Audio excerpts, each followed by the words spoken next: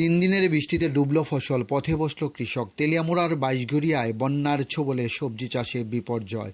বিগত প্রায় ৭২ ঘন্টার অবিরাম বর্ষণে তেলিয়ামুড়া মহকুমা অন্যতম কৃষি প্রধান এলাকা বাইশঘরিয়া গ্রাম কার্যত বন্যার কবলে পড়েছেন। মাঠের পর মাঠ এখন জলমগ্ন। কৃষকদের বছরের পরিশ্রম এবং ঘাম আর স্বপ্নের এক নিমিষেই ভেসে গেছেন বন্যার জলে।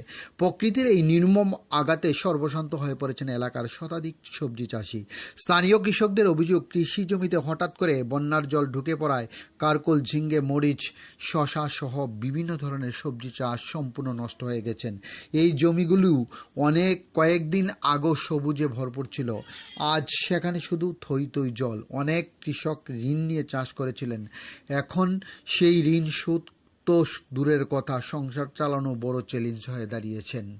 এমতো অবস্থায় প্রকৃতির এই তাণ্ডবে শুধু ফসল ভাসিয়ে নিয়ে যায়নি, ভাসিয়ে নিয়ে গেছেন অসংখ্য কৃষক পরিবারের ভবিষ্যতের স্বপ্ন।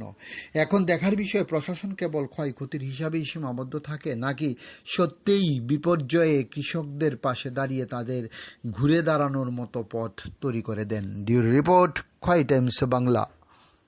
আমরা কৃষকরা আছি, এদিকে জল উঠে বুলডার বানাইতেছে, বুলডার মানে ফালা নিয়েছে না সব, মানে আমরা ক্ষেত মানে ক্ষতি হয়েছে বেশি।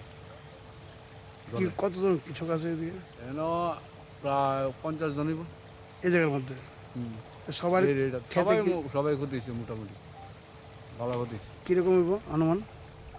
অনুমান তো ধরো না, কারকল আছে, শশা আছে, ঝেঙ্গা আছে, পটল আছে, সব আইটেমেরই মানে জিনিস আছে। সবাই যার যার আইটেমও করছে। প্রায় একজনে তো 50,000, 40,000, 60,000, 70,000 এমন করছে। এই যে এই ক্ষেতটা, এটা কি ক্ষেত? এটা হলো ঝেঙ্গা ক্ষেত।